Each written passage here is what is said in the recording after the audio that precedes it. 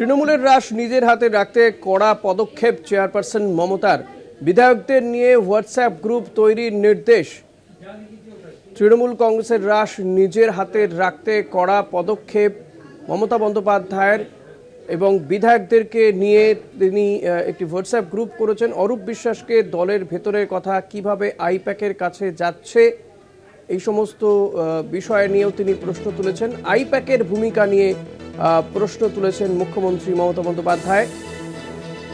বিশেষ প্রতিনিধি দেবজ্যোতি ঘোষ রয়েছেন আমার সঙ্গে টেলিফোনে। দেবজ্যোতি, ঠিক এই বিষয়টা সম্পর্কে আরো বিস্তারিত জানতে চাই।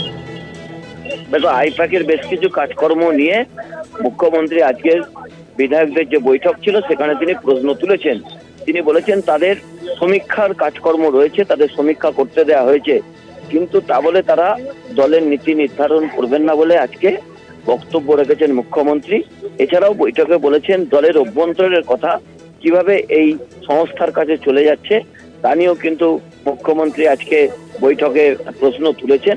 অর্থাৎ তারা সমীক্ষার কাজকর্ম করছেন, কিন্তু তারা দলের অভ্যন্তরে নীতি নির্ধারণের কাজকর্ম করবেন না, এবং তাতেই আলোকপাত করেছেন মমতা বন্দ্যোপাধ্যায়। এবং দলের রাজ যে তার হাতে রয়েছে বা তিনি রাখতে চান তা কিন্তু আজকে বৈঠক থেকে সেই বার্তায় তিনি দিয়েছেন। অর্থাৎ দলের যে বিভিন্ন সংগঠনগুলো রয়েছে এবং সংগঠনের নেতৃত্বে যে তিনি রয়েছেন এবং তিনি যে দলের চেয়ারম্যান, সে কথাও কিন্তু আজকের বৈঠকে স্পষ্ট করে দিয়েছেন মুখ্যমন্ত্রী তথা তৃণমূল নেত্রী মমতা বন্দ্যোপাধ্যায়। ধন্যবাদ দেবজ্যোতি। কথা বলছিলাম বিশেষ প্রতিনিধি দেবজ্যোতি ঘোষের সঙ্গে।